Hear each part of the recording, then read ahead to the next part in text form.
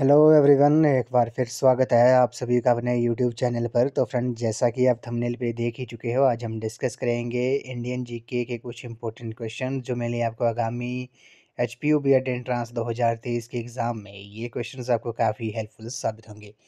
तो फ्रेंड्स, आपने करना क्या है, इन क्वेश्चंस के शॉर्ट फॉर्म में नोट्स ज़रूर बना लेने हैं, क्योंकि रिवीजन के टाइम ये क्वेश्चंस आपको काफ़ी हेल्पफुल साबित होंगे।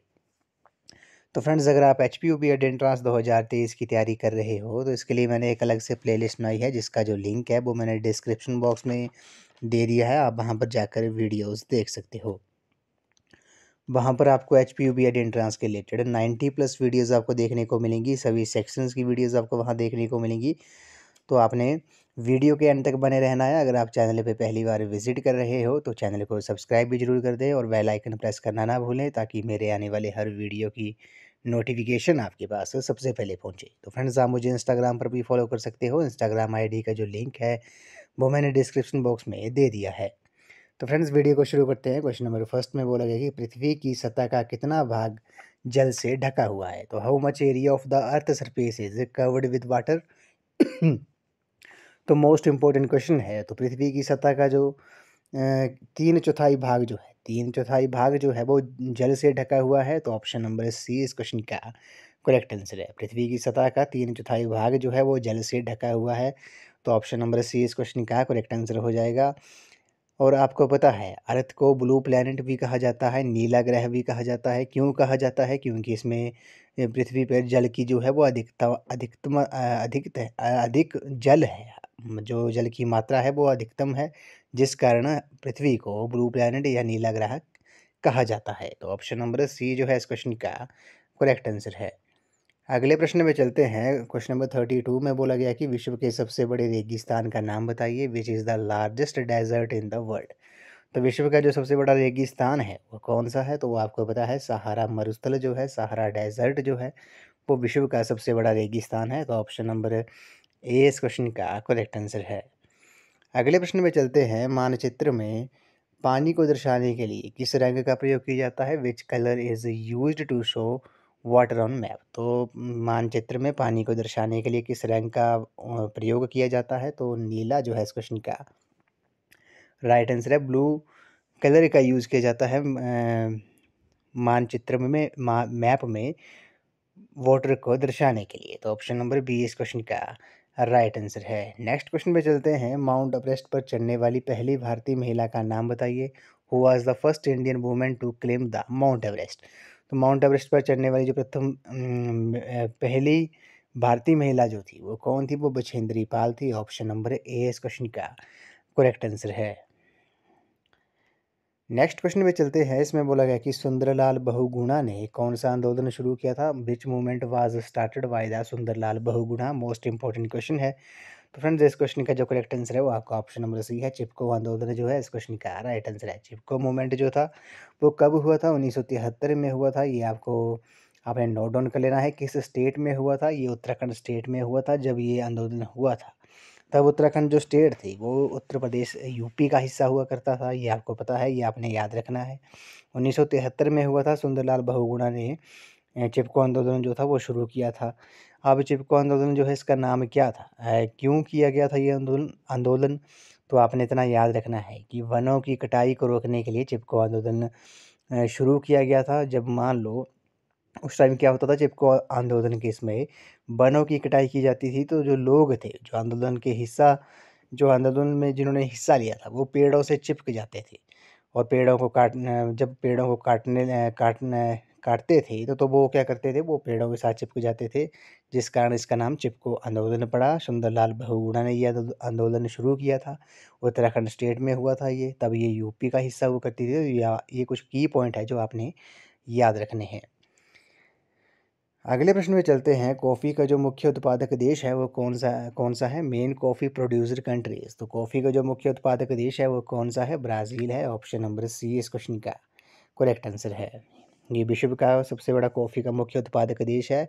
अगर आपसे भारत का पूछा जाए कि भारत का कौन सा जो राज्य है वो कॉफ़ी का मुख्य उत्पादक देश है, तो आपने याद रखना है वो कर्नाटक जो है। कर्नाटक स्टेट जो है वो कॉफ़ी का मुख्य उत्पादक स्टेट है इंडिया की। तो ऑप्शन नंबर सी इस क्वेश्चन क्या करेक्ट आंसर है। कॉफ़ी का जो मुख्य उत्पादक देश है वो ब्राज़ील है। ऑप्शन सी इस क्वेश्चन का करेक्ट आंसर है। उसी तरह क्वेश्चन पूछ लिया जाता है कि विश्व का चीनी का कटोरा जो है वो किस देश को कहा जाता है। तो क्यूबा जो कंट्री है उसे विश्व का चीनी का कटोरा कहा जाता है। Sugar bowl of the world कहा जाता है क्यूबा कंट्री को। नेक्स्ट क्वेश्चन जो है मोस्ट इम्पोर्टेंट क्वेश्चन है। इसमें बोला गया है कि बांधों को आधुनिक भारत के मंदिर जो था वो किसने कहा था। Who called dams the temples of the modern India. तो बांधों को आधुनिक भारत के जो मंदिर था वो किसने कहा था। वो पंडित जवाहरलाल नेहरू जी ने कहा था। ऑप्शन नंबर ए जो है इस क्वेश्चन का करेक्ट आंसर है। नेक्स्ट क्वेश्चन पे चलते हैं। क्वेश्चन नंबर 41 में बोला गया कि क्षेत्रफल के आधार पर भारत विश्व का कौन सा देश है। तो what is the India rank on the basis of area in the world. तो भारत का जो क्षेत्रफल की दृष्टि से 7वां रैंक है। ऑप्शन नंबर सी इस क्वेश्चन का करेक्ट आंसर है। अगले प्रश्न पे चलते हैं। मलेरिया की दवाई कौन से पेड़ की छाल से बनाई जाती है। The bark of which tree is used as medicine of malaria. तो मलेरिया की दवाई के लिए कौन किस पेड़ की छाल से बनाई जाती है। तो सिनकोना जो है इस क्वेश्चन का करेक्ट आंसर है। मलेरिया की दवाई जो है वो सिनकोना पेड़ की छाल से बनाई जाती है। ऑप्शन नंबर ए इस क्वेश्चन का करेक्ट आंसर है। नेक्स्ट क्वेश्चन में चलते हैं। गुरु नानक देव के जन्म स्थान का नाम क्या है। The birth place of Guru Nanak Dev is. तो गुरु नानक देव के जन्म स्थान का जो नाम है वो क्या है। वो तलवंडी है। ऑप्शन नंबर सी इस क्वेश्चन का करेक्ट आंसर है। अगर आपसे क्वेश्चन पूछा जाए गुरु गोविंद सिंह जी का जो जन्म स्थान है वो क्या है। वो पटना है। ये आपने याद रखना है। तलवंडी जो है वो गुरु नानक देव के जन्म का स्थान नाम है। ये आपने याद रखना है। गुरु नानक देव जी जो थे वो सिखों के प्रथम गुरु थे। सिख धर्म के वे संस्थापक थे। और 10वें जो गुरु थे वो कौन थे। वो गुरु गोविंद सिंह जी थे। तो ये भी आपने कुछ इंपॉर्टेंट पॉइंट्स हैं जो आपको याद होने चाहिए। नेक्स्ट क्वेश्चन पे चलते हैं। जंगल बुक के लिए जो लेखक हैं वो कौन है। Who is the writer of jungle book. तो जंगल बुक जो पुस्तक है उसके जो लेखक है वो कौन है। वो रुडयार्ड किपलिंग है। ऑप्शन नंबर ए इस क्वेश्चन का करेक्ट आंसर है। नेक्स्ट क्वेश्चन पे चलते हैं। पृथ्वी एक घंटे में अपने अक्ष पर कितनी घूमती है। How many degrees does the earth rotate in an hour on its own axis. तो पृथ्वी एक घंटे में अपने अक्ष पर कितना डिग्री घूमती है। 15 डिग्री घूमती है। ऑप्शन नंबर सी जो है इस क्वेश्चन का करेक्ट आंसर है। नेक्स्ट क्वेश्चन पे चलते हैं। इसमें बोला गया कि भाखड़ा बांध की जो ऊंचाई है वो कितनी है। The height of Bhakra dam is. ये क्वेश्चन हमने कई बार डिस्कस किया है। तो भाखड़ा बांध की जो ऊंचाई है वो 226 मीटर है। ऑप्शन नंबर बी इस क्वेश्चन का करेक्ट आंसर है। भाखड़ा बांध किस स्टेट में है। आपको पता है ये हिमाचल प्रदेश स्टेट में है। हिमाचल प्रदेश के किस डिस्ट्रिक्ट में है। बिलासपुर डिस्ट्रिक्ट में है। 226 मीटर इसकी ऊंचाई है। ये भी आपने याद रखना है। अगले प्रश्न में चलते हैं। इसमें बोला गया कि दुनिया का जो सबसे नमकीन सागर है वो कौन सा है। Which ocean is the most salty ocean in the world. तो दुनिया का जो सबसे नमकीन सागर है वो कौन सा है। वो मृत सागर है। डेड सी है। ऑप्शन नंबर बी इस क्वेश्चन का करेक्ट आंसर है। अगले प्रश्न पे चलते हैं। इसमें बोला गया कि ऋग्वेद में प्रार्थनाओं को क्या कहा जाता है। मोस्ट इंपॉर्टेंट है। The prayers of Rigveda are known as. तो ऋग्वेदा में प्रार्थनाओं को सूक्त कहा जाता है। ऑप्शन नंबर ए इस क्वेश्चन का करेक्ट आंसर है। अगर आपसे क्वेश्चन पूछा जाए कि सबसे पुराना जो वेद है वो कौन सा है। वो सबसे पुराना जो वेद है वो आपका ऋग्वेद है। ये आपने याद रखना है। ऋग्वेद के जो प्रमुख देवता थे वो कौन थे। वो इंद्र थे। ये भी आपने याद रखना है। मोस्ट इंपॉर्टेंट है। तो ऋग्वेद में प्रार्थनाओं को सूक्त कहा जाता है। अगले प्रश्न में चलते हैं। केसर सागा जो किसका धर्म ग्रंथ है। The Kesar saga is the Holi book of. तो केसर सागा जो आपको पता है ये तिब्बत का धर्म ग्रंथ है। ऑप्शन नंबर सी इस क्वेश्चन का करेक्ट आंसर है। यहाँ से क्वेश्चन पूछ लिया जाता है धर्मगुरु दलाई लामा जो थे वो धर्मशाला कब आए थे। तो 1959 में 1959 में धर्मगुरु दलाई लामा जो थे वो धर्मशाला आए थे। तो केसर सागा जो है वो किसका धर्म ग्रंथ है। ये तिब्बत का धर्म ग्रंथ है। ऑप्शन नंबर सी इस क्वेश्चन का राइट आंसर है। अगले प्रश्न पे चलते हैं। भोपाल गैस त्रासदी जो थी वो कब हुई थी। When did Bhopal gas tragedy occur. तो भोपाल में जो गैस त्रासदी हुई थी वो कब हुई थी। वो 2 दिसंबर 1984 को हुई थी। ऑप्शन नंबर ए इस क्वेश्चन का करेक्ट आंसर है। अब यहाँ से क्वेश्चन पूछ लिया जाता है कि भोपाल गैस ट्रेजेडी जब हुई थी तो कौन सी जो गैस थी जो लीक हुई थी। वो मिथाइल आइसोसाइनेट। ये आपने नोट डाउन कर लेना है। जब भोपाल गैस त्रासदी हुई थी मध्य प्रदेश स्टेट में हुई थी 2 दिसंबर 1984 को। क्वेश्चन पूछ लिया जाता है कि उसमें कौन सी गैस जो थी वो लीक हुई थी। तो आपने नोट डाउन कर लेना है मिथाइल आइसोसाइनेट जो गैस थी वो लीक हुई थी। नेक्स्ट क्वेश्चन पे चलते हैं। नीला ग्रह किसे कहा जाता है, ये हमने इस वीडियो के सेकंड क्वेश्चन में ही डिस्कस किया है। Which planet is known as blue planet, तो ब्लू प्लैनेट आपको पता है अर्थ को कहा जाता है। ऑप्शन नंबर बी इस क्वेश्चन का करेक्ट आंसर है। उसी तरह इवनिंग स्टार और मॉर्निंग स्टार जो है, सांझ का तारा, भोर का तारा जो है, वो शुक्र ग्रह को कहा जाता है, ये आपने याद रखना है। विंटर प्लैनेट जो है वो बृहस्पति को कहा जाता है, जुपिटर को कहा जाता है, ये भी आपने याद रखना है। सबसे छोटा ग्रह जो है वो कौन सा है, वो बुध है, मरकरी है। सौंदर्य का जो देव है वो किस ग्रह को कहा जाता है, वो शुक्र ग्रह को कहा जाता है। पृथ्वी की बहन जो है वो किसे कहा जाता है, वो भी शुक्र को ही कहा जाता है, ये भी आपने याद रखना है। ब्लू प्लैनेट किसे कहा जाता है, ब्लू प्लैनेट पृथ्वी को कहा जाता है। ऑप्शन नंबर बी इस क्वेश्चन का राइट आंसर है। अगले प्रश्न में चलते हैं। वायुमंडल में सबसे अधिक मात्रा में कौन सी गैस पाई जाती है, the most abundant gas in the atmosphere is. तो जो वायुमंडल में सबसे अधिक मात्रा में जो गैस है वो कौन सी है, वो नाइट्रोजन पाई जाती है, 78% पाई जाती है, ये आपने याद रखना है। ऑप्शन नंबर ए इस क्वेश्चन का करेक्ट आंसर है। उसके बाद नाइट्रोजन के बाद ऑक्सीजन पाई जाती है, 21 कुछ प्रतिशत पाई जाती है। तो सबसे ज़्यादा जो है वो नाइट्रोजन पाई जाती है, उसके बाद ऑक्सीजन पाई जाती है। अगले प्रश्न में चलते हैं। संयुक्त राष्ट्र की जो स्थापना थी वो कब हुई थी, when was UNO established, United Nation Organisation जो था उसकी स्थापना कब हुई थी, वो 24 अक्टूबर 1945 को हुई थी। ऑप्शन नंबर बी इस क्वेश्चन का करेक्ट आंसर है। इसका हेडक्वार्टर कहाँ पर है, ये भी आपको पता होना चाहिए। ये न्यूयॉर्क में है, यूएसए में है इसका हेडक्वार्टर, यूनाइटेड नेशन ऑर्गेनाइजेशन का। उसके जो प्रेजेंट जनरल सेक्रेटरी हैं, महासचिव है, वो कौन है, वो कौन है, ये आपको भी पता होना चाहिए। एंटोनियो गुटेरेस जो है वो इसके प्रेजेंट में सचिव हैं, जनरल सेक्रेटरी हैं। तो यूएनओ की जो स्थापना हुई थी वो 24 अक्टूबर 1945 को हुई थी। उसी तरह डब्ल्यूएचओ भी पूछ सकते हैं, विश्व स्वास्थ्य संगठन, वर्ल्ड हेल्थ ऑर्गेनाइजेशन की स्थापना जो थी वो आई थिंक 7 अप्रैल या 9 अप्रैल को हुई थी, 1948 में हुई थी। इसका हेडक्वार्टर जेनेवा में है, स्विट्ज़रलैंड में है, ये आपने याद रखना है। अगले प्रश्न में चलते हैं। इसमें बोला गया कि आपने मिलान करना है, मैच द फॉलोइंग। तो आपको पता है जो असम है, असम वो है, असम जो है वो आपका काजीरंगा मानस काजीरंगा नेशनल पार्क जो है वो असम में है। उत्तराखंड में जिम कॉर्बेट है, जिम कॉर्बेट नेशनल पार्क है। गुजरात में गिर है, गिर नेशनल पार्क है। गिर नेशनल पार्क में मुख्य ये यहाँ पे शेर पाए जाते हैं। काजीरंगा में एक सींग वाले गैंडे के लिए काफ़ी फेमस है ये आपने याद रखना है, मोस्ट इंपॉर्टेंट है। तो ऑप्शन नंबर सी जो होगा इस क्वेश्चन का करेक्ट आंसर है। असम में मानस काजीरंगा नेशनल पार्क है। उत्तराखंड में जिम कॉर्बेट नेशनल पार्क है। गुजरात में गिर नेशनल पार्क है जो मेनली लॉयंस के लिए, शेरों के लिए प्रसिद्ध है। मानस काजीरंगा जो है वो आपका एक सींग वाले गैंडों के लिए काफ़ी प्रसिद्ध है। अगले प्रश्न में चलते हैं। विश्व में सबसे अधिक वर्षा वाला क्षेत्र कौन सा है, which place in the world registers the highest rainfall. तो मावसिन राम जो है इस क्वेश्चन का करेक्ट आंसर है। ये विश्व का सबसे अधिक वर्षा वाला क्षेत्र है, किस स्टेट में है, ये भी आपने याद रखना है। भारत देश के मेघालय स्टेट में है। मेघालय स्टेट को मेघों का घर भी कहा जाता है, ये आपने याद रखना है। तो मावसिन राम जो है वो विश्व में सबसे अधिक वर्षा वाला क्षेत्र है। ऑप्शन नंबर सी इस क्वेश्चन का करेक्ट आंसर है। हिमाचल प्रदेश की बात करते हैं। हिमाचल प्रदेश में सबसे ज़्यादा जो बारिश होती है वो कहाँ पे होती है, वो धर्मशाला में होती है। अगर क्वेश्चन पूछा जाए कि धर्मशाला के बाद किस किस स्थान पर सबसे ज़्यादा बारिश होती है, तो धर्मशाला के बाद शिमला में होती है, ये आपने याद रखना है, नोट डाउन कर लेना है।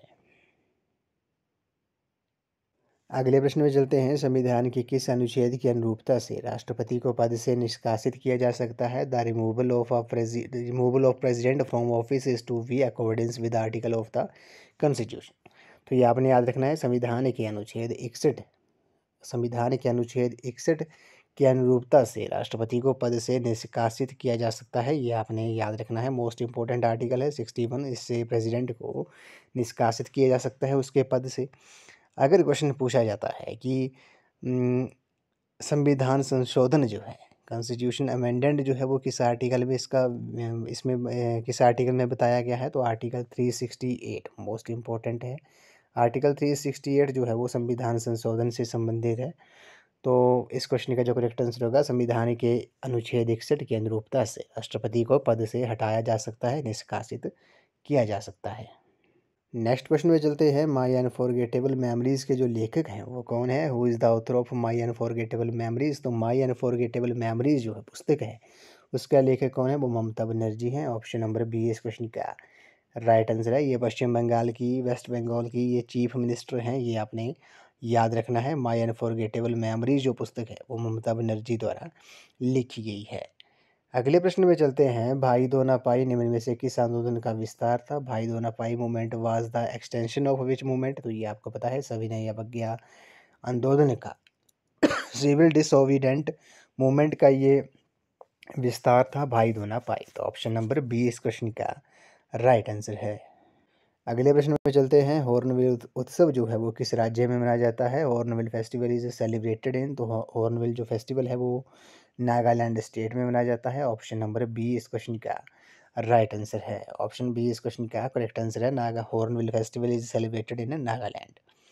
अगले प्रश्न पे चलते हैं। इसमें बोला गया कि दमदमा साहिब गुरुद्वारा जो है वो किसकी स्मृति में बनाया गया था? Damdama Sahib gurdwara was constructed in the memory of, तो ये गुरु गोविंद सिंह की मेमोरी याद में ये बनाया गया था। ऑप्शन नंबर डी इस क्वेश्चन का करेक्ट आंसर है। ये सिखों के 10वें गुरु थे, गुरु गोविंद सिंह जी। ये आपने याद रखना है। इनका जो जन्म स्थान है वो कहाँ पर है? वो पटना में है। ये आपने याद रखना है, मोस्ट इम्पोर्टेंट। अगले प्रश्न में चलते हैं। भारत की सबसे बड़ी प्राचीन पर्वत श्रेणी कौन सी है? विच is the oldest mountain chain in India? तो भारत की जो सबसे पुरानी बड़ी प्राचीन पर्वत श्रेणी है वो कौन सी है? वो अरावली है। ऑप्शन नंबर बी इस क्वेश्चन का राइट आंसर है। अगले प्रश्न पे चलते हैं। न्यूरोलॉजी जो है वो अध्ययन है। Neurology is the study of, तो ये नर्व सिस्टम की स्टडी है। ऑप्शन नंबर डी इस क्वेश्चन का राइट आंसर है। अगले प्रश्न में चलते हैं। विश्व कैंसर दिवस जो है वो कब मनाया जाता है? When world cancer day is observed? तो विश्व कैंसर दिवस जो है वो प्रत्येक वर्ष 4 फरवरी को मनाया जाता है। ऑप्शन नंबर डी इस क्वेश्चन का राइट आंसर है। अगले प्रश्न में चलते हैं। ऑस्ट्रेलिया की राजधानी कौन सी है? The capital of Australia? तो ऑस्ट्रेलिया की जो राजधानी है वो कैनबरा है। ऑप्शन नंबर बी इस क्वेश्चन का राइट आंसर है। ऑस्ट्रेलिया को लैंड ऑफ कंगारू भी कहा जाता है, कंगारुओं की भूमि भी कहा जाता है। ये आपने याद रखना है। तो ऑप्शन नंबर बी इस क्वेश्चन का करेक्ट आंसर है। The capital of Australia is Canberra.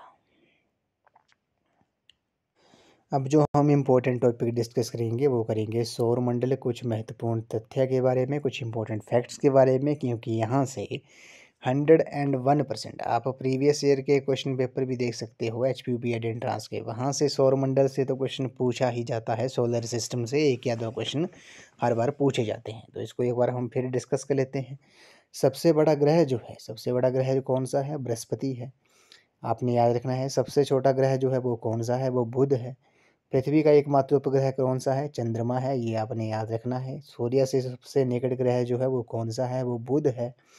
सूर्य से सबसे दूर स्थित ग्रह कौन सा है? वरुण है। ये आपने याद रखना है। पृथ्वी के सबसे निकट ग्रह जो है वो शुक्र है।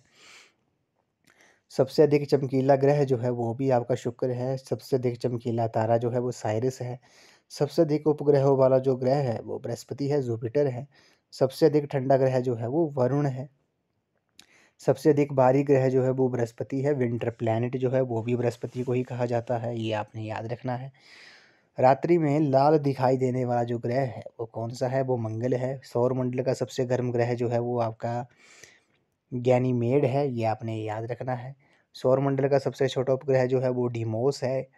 नीला ग्रह जो है वो किसे कहा जाता है? वो पृथ्वी को कहा जाता है। भोर का तारा शुक्र ग्रह को कहा जाता है। सांझ का तारा भी शुक्र ग्रह को कहा जाता है।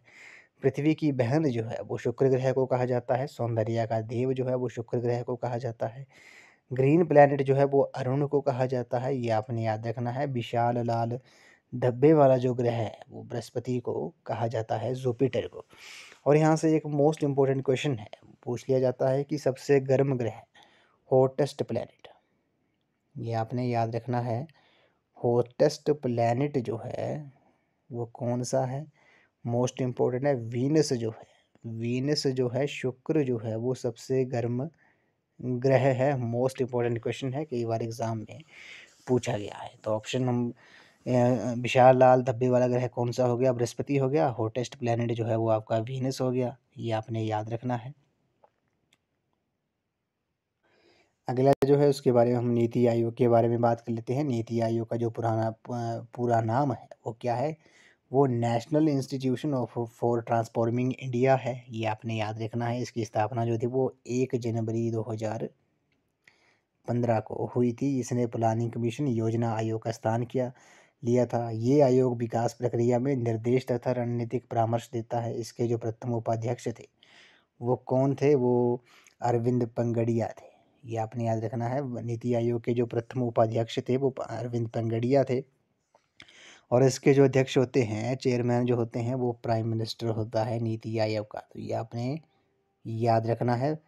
नरेंद्र मोदी जो थे वो नीति आयोग के प्रथम अध्यक्ष थे। तो ये आपने याद रखना है। नीति आयोग की स्थापना कब हुई थी? ये हुई थी 1 जनवरी 2015 को।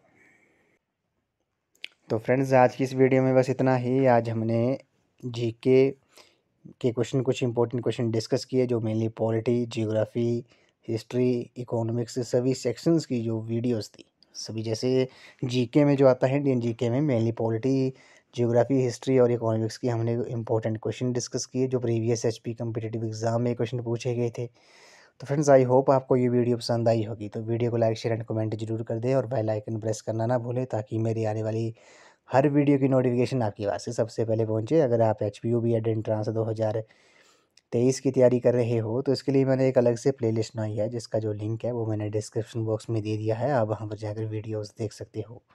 वहाँ पर आपको HPUB एंट्रेंस के रिलेटेड 90+ वीडियोस आपको देखने को मिलेंगी। सभी सेक्शंस की वीडियोस आपको वहाँ देखने को मिलेंगी। National commissions and committees on education, teaching aptitude and attitude, HPGK, Hindi, English, maths, सभी सेक्शंस की वीडियोस आपको वहाँ देखने को मिलेंगी। तो फ्रेंड्स, आई होप आपको ये वीडियो पसंद आई होगी। तो वीडियो को लाइक, शेयर एंड कमेंट जरूर कर दें। तो थैंक यू फ्रेंड्स।